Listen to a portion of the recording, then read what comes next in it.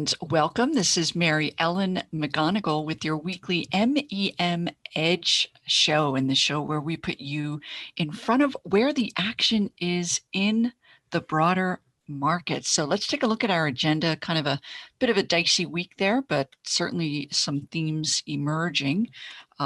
For the beginning, of course, as always, we are going to take a look at the broader markets. What did last week's negative bias? Where are we positioned now? And then, of course, going forward, this show is all about helping prepare you not only for next week, but also beyond. So we are going to take a look at buying the pullback. This is certainly a concept that has worked. So I'm going to share with you some stocks that are looking quite interesting on this week's pullback.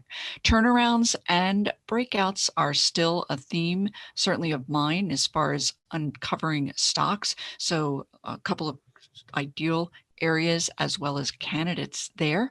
And then also big movers in and otherwise down market. And the significance here is that when those market pressures lift, those stocks are going to be well poised to continue to trade much higher. So I always like to start by sharing with you some relevant headline news from last week. So we did see a very mixed basket, but I'll share with you some of the overarching, again, themes, if you will. Consumer Price Index came out earlier in the week, and it did slow in August. That was good news. It helped us settle nerves as it relates to inflation fears. We did see August industrial production. Now, it did come in lower than anticipated, a lot of it due to supply chain issues, Hurricane Ida. However, overall, it did post growth, and that was the sixth straight period of growth. So that was relatively generally constructive, but weekly jobless claims came in higher, again attributable to Hurricane Ida, but it did rattle the markets a bit. On the plus side, we did see retail sales for August surge. That's good news, of course. Consumer spending is 2/3 of GDP, so we want to see the consumer out there opening their wallets. And consumer sentiment, now that was today. It did dip lower, and it already had a significant drop in August. So to see that dip again was a bit rattling, but of course we did have triple witching today as well, which tends to be a volatility increasing action, if you will. China came out with their economic data, and it was showing a weakness. This in turn impacted several industry groups. So I'm going to go ahead and share that with you. So let's go ahead and get started. Take a look at the S&P 500. So here we have a daily price chart.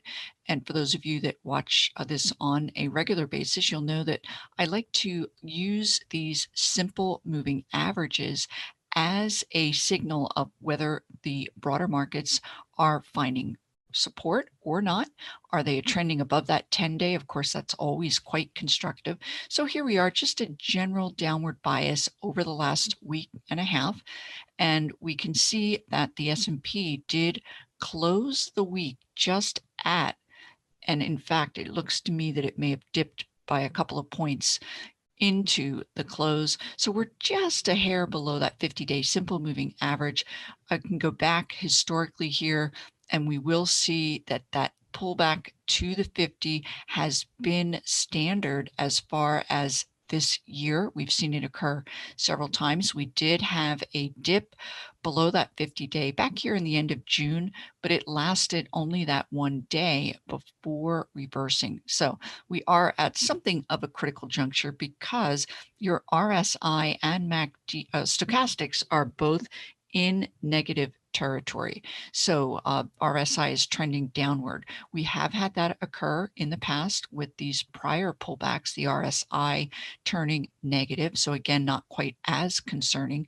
And the fact that the stochastics, another momentum indicator, are down at such a low level. We are in what's called an oversold position as it dips below that 20.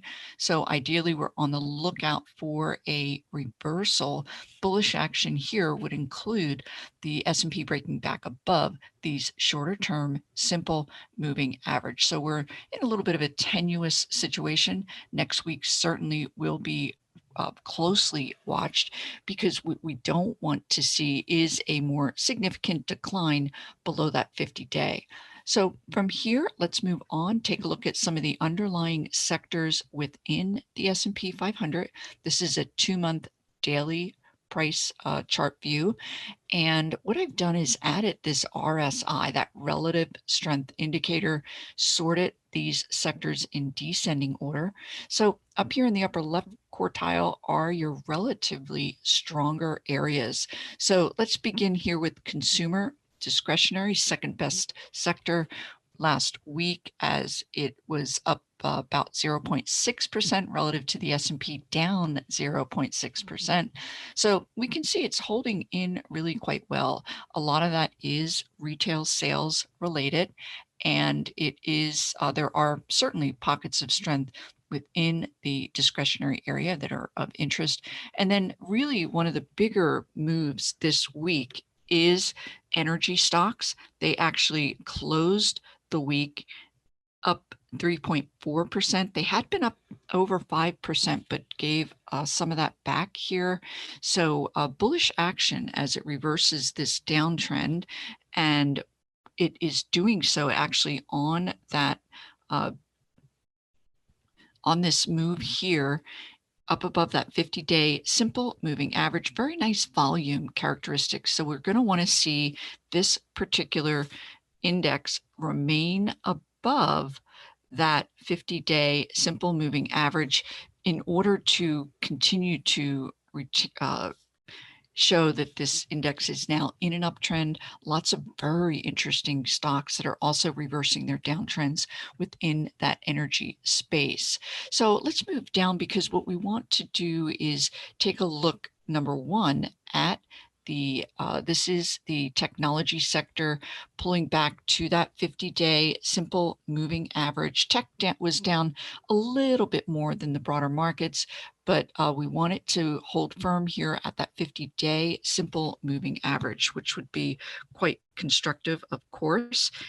Some other areas that I certainly want to mention to you is the other groupings that are really not doing so well, and that would be industrials and basic material. And I mentioned to you that China came out with weaker economic numbers, and a lot of that is impactful, particularly as it relates to materials, steel, infrastructure related stocks, as well as industrials. So they're now down here in this lower quartile, down over materials down over 3%, industrials down over 1.5%. So more importantly, this is not an area that you would be well served at this point to be involved in. So from here, we can take a look at some of the sub-industry groupings. And I like to focus on, of course, some of these higher growth semiconductors, software, biotechs when they get going. So again, in descending order with that RSI, I'm going to go ahead and update that. And up here in the forefront, we can see crude oil up to above that $75 level.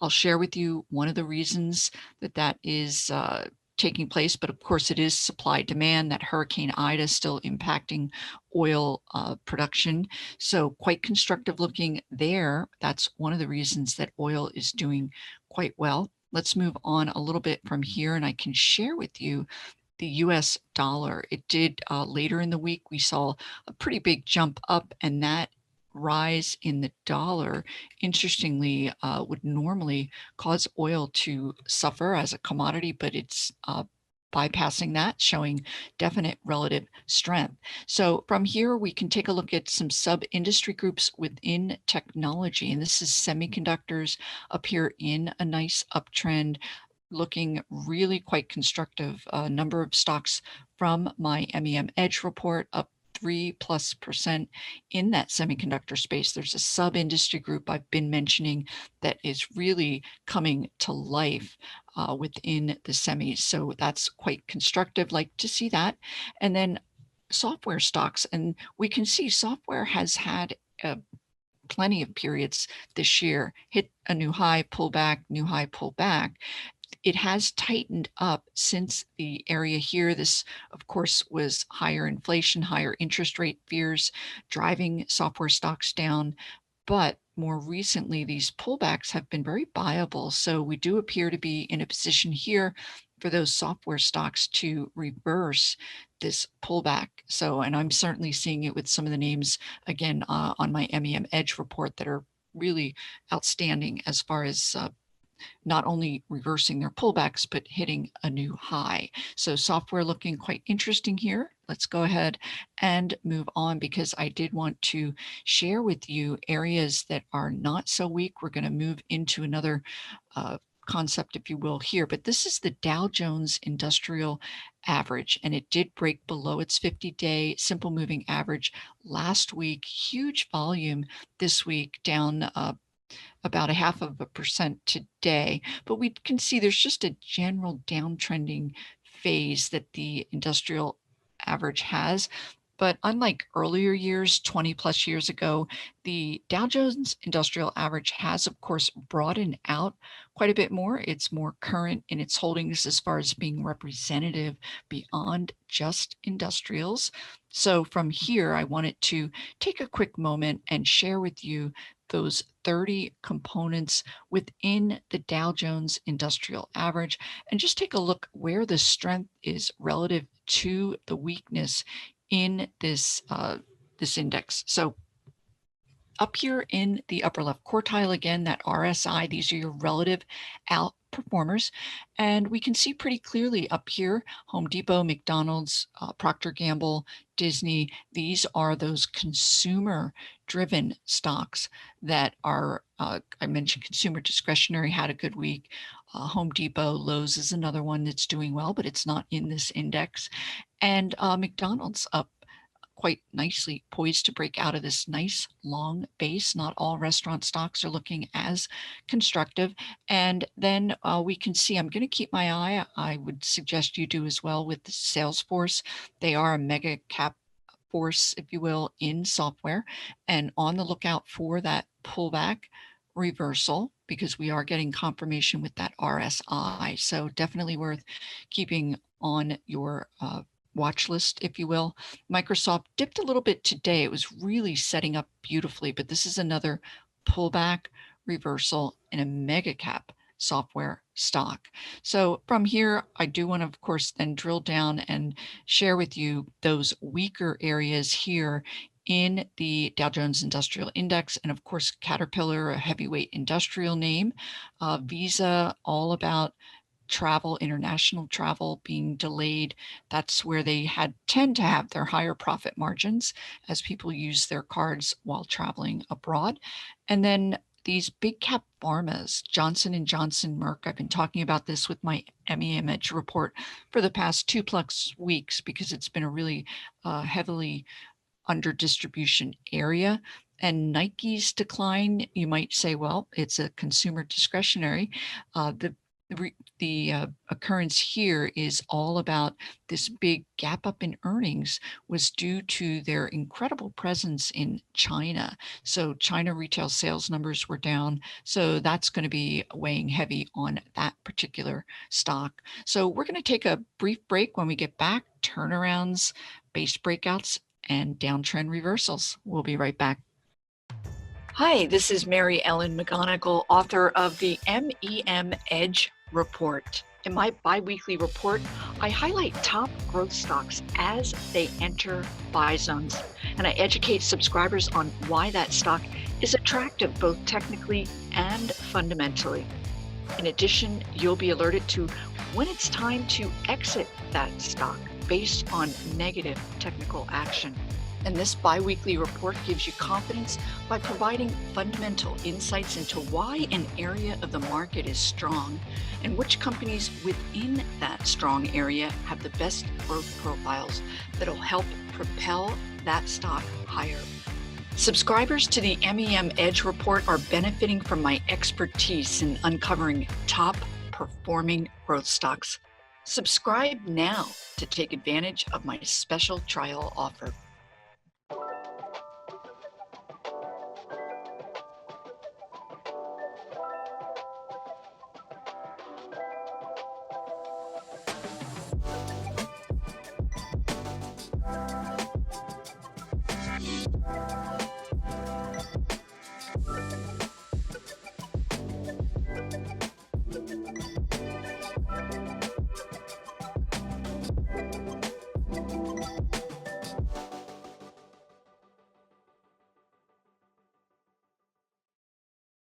And welcome back. I mentioned to you that I would share with you some of these underlying areas that are exhibiting a superior strength if it's in an otherwise myopic, downward, seemingly trending market. And first up, this is a small cap semiconductor stock. I talked about this in your Daily 5, which I recorded on Monday. So I actually highlighted the stock here, but it is a smaller cap, very volatile stock. But I did want to begin by sharing with you one of the semiconductor names. I certainly have more that are exhibiting this outperformance, but this stock really caught my eye because of this volume as it broke out of this shorter term base on the way to a longer term base breakout on growth news. That's always what you want to see. And then from here, we can take a quick look at a weekly chart of ASYS and see that this MACD is just now beginning to turn positive, which could easily help propel. With these types of stocks, I like to see historical precedent that it is able to power to new highs. But from there, we can take a look at certainly one larger cap semi that is more liquid and certainly more widely followed, and that's Lattice Semiconductor, LSCC, hitting a nice high, finding support at this upward trending 10-day simple moving average. So again, just sharing with you an area where there is relative vibrancy and still hitting a new high. And that is constructive, particularly as it relates to these higher growth areas that are continuing to trend and trade higher. So from here, I also want to share with you a couple of other concepts, if you will, as far as what did do well last week. And a lot of it is analyst upgrades that are taking place, whether it's price targets or not. And it is interesting to me that that is being widely impactful. And I think a lot of that has to do with we're not really in the throes of an earnings season. We're not in the thick of that.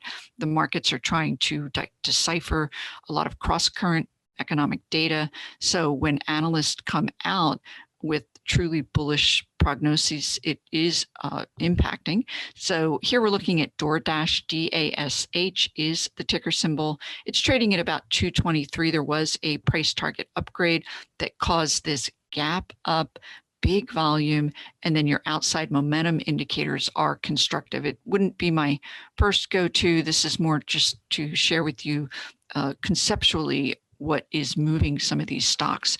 ADBE, a nice winning stock. We picked this up in my MEM Edge report back here in early June. And it did have a big price target upgrade, actually two Wall Street firms. I will say they are due to report their earnings next week. So that's important to note. But the targets are up at that $740 level. So quite a bit higher from where the stock is trading now, but a little bit dicey as we go into earnings. You may be better served to wait and see how that report. This is their release last quarter.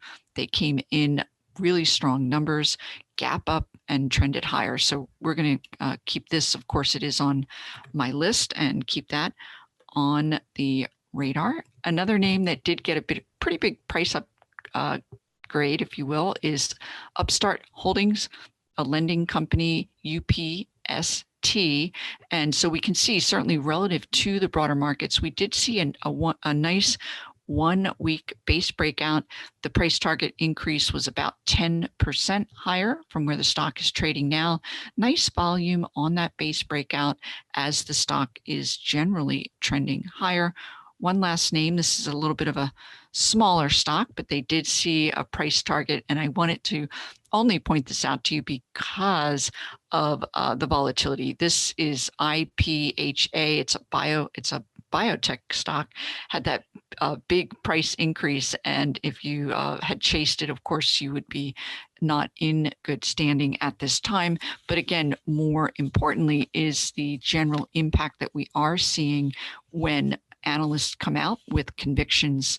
Another couple of names that we can take a look at here. I'm just going to pivot right into turnaround candidates, and some of them are going to be pre-earnings driven. This first one actually is, it's AutoZone AZO. They are due to report their earnings next week, but we can see that the stock has broken back above this 50-day. Your shorter term moving averages are trending upward.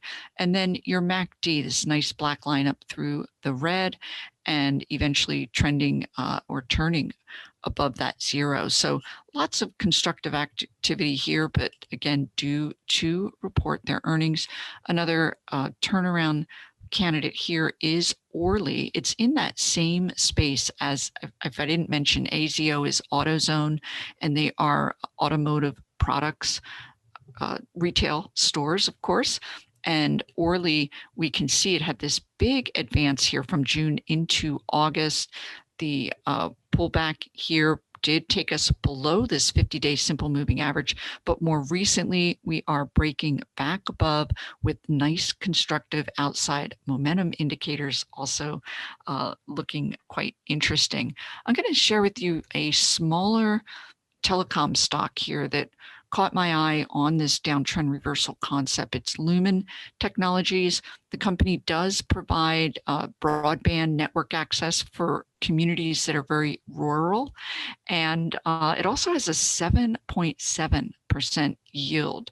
So again, that very same concept where it is breaking back above and your outside momentum indicators are looking constructive. So a couple of names here to definitely keep either on your watch list or potentially do a little more work and maybe jump in. Here's Ford Motor, ticker symbol F.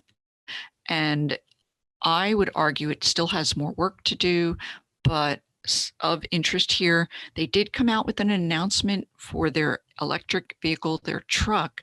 They are seeing quite a bit in the way of reservations. I believe 150,000 reservations for this new vehicle, huge demand. They did announce today that they are pouring another 250 million into their EV truck production, hiring people, expanding their production. So all good news, certainly for growth prospects. That definitely caught my eye. And let's take a look at another turnaround candidate here. It's World Wrestling Entertainment, WWE. And I'm going to pull up a weekly very quickly here just to share with you the potential that this stock, now this is taking us back 17, of course, into the end of 18, but it really is a growth story in the sense that they have a lot in the way of subscription-based media, streaming media, and so forth. So this turnaround that we are potentially seeing, and it does look very good, is because the company is really, again, seeing expansion. They just had their Summer Slam event at the end of last month, and it was the highest grossing event in 34 years. So analysts are anticipating another, what they're calling boom period. They also signed a recent Olympic gold medalist to their team. So lots going on, but let's take a look at the chart. We can see it broke back above each of its moving averages. So for me, that would qualify as entering into an uptrend. And then I'm getting confirmation from this positive RSI and MACD up here above zero and trending upward. So in anticipation of a potential continuation rally, we're seeing nice volume as well, which is what you want to see when these stocks potentially reverse their downtrend. Let's take a look also. There's still a lot going on as far as COVID related stocks in the healthcare space. We can take a look here at QDEL. They do the testing, they provide testing, and it's had a tough period here, no doubt. But the reason for this recent advance above this 200-day simple moving average is because their at-home COVID testing kits are now going to be available in CVS stores across the country, and demand is outstripping supply. So big growth prospects there. What I'm going to want to see in addition to this break above that 200-day is these simple moving averages crossing up above that 200-day. That is going to be a secondary confirmation called a golden cross. Now we can see it did occur back here. You're going to want to use this precedent in case for any of these stocks, the downtrend reversals don't take hold. If you see the outside momentum indicators turning negative and so forth. But for now, it does look quite constructive. So I mentioned to you also that I would cover stocks that what I call have bucked the downtrend. So in other words, they're showing relative strength in an otherwise rather dismal or not so constructive. It wasn't horrible last week. As I mentioned, a lot of the stocks from my MEM Edge report went on to great heights. But here's a name, Etsy, that I hadn't looked at in a while. It had that big run November into March, and a lot of this was COVID related. They did start out even prior to that because their mask sales really skyrocketed the stock up to new highs, and from there it has faltered, but it is coming back quite nicely and forming the right side of the space on its way to a $250 price breakout. They did receive a price target upgrade this week that is helping to propel the stock higher. And then another stock that was strong, and you'll see this same theme that I mentioned earlier as far as analyst upgrades having an impact. This is Deckers Outdoor, DECK. Citi came out today, actually it was this week, with a report that seemed to capture people's attention. And that was the concept that if you were to look at Deckers, they are an outdoor, at this time, they do a lot in the way of outdoor footwear that people use when hiking and otherwise being outdoors. For a long time, it was their UGG boots that really drove sales, but now it's all about their sporting apparel and sneakers and so forth. So there was a report that came out this week that compared the fundamentals and the valuation of Deckers, and they were comparing it to an IPO. And unfortunately, let me see if I can, the point of the matter is this IPO is in the same space, and it did come out with very strong big upside. So we can see here it came out at 35 and it got up as high as 40, but it has a much higher valuation level than Deckers. So that was certainly a stamp of approval there. So we can see Decker is poised to break out of this nice lengthy base, and then your outside momentum indicators are acting constructively. Another name we can look at is a name that I certainly hadn't seen in a while, is Shutterstock, which also had a very nice week. It is has broken out of about a 3-week base here, but again, the volume is what's really going to capture my attention, because oftentimes that means buyers want in. This is another case of a price target uptick, and the company did purchase another company called PicMonkey that is also propelling growth prospects. One last name that we can take a look at. It's going to take us back into that auto space, GPI, and really big uptrending movement. You would not know that the broader markets were struggling a bit last week. They did purchase a very large dealership that's anticipated to improve their growth prospects. But again, that nice volume as the stock breaks out of a base. A little bit of a volatile name, certainly from my work, but looking quite interesting. I am at the end here, so I will leave it at that. For those of you, have a great weekend. If you haven't already, use that button below and you can trial my MEM Edge report for a very nominal fee for 4 weeks, and I'll help get you in front of even higher quality and more promising looking names. So have a great weekend, and I will see you next week. Hey guys, Dave Keller here with StockCharts.com. Thanks so much for watching our video. If you enjoyed it, and we hope you did, hit the like button right below. Also, we have so much new content every day. Consider subscribing to the channel. Just hit the subscribe button in the video or right below. Thanks for watching. Stay safe. Have a fantastic day.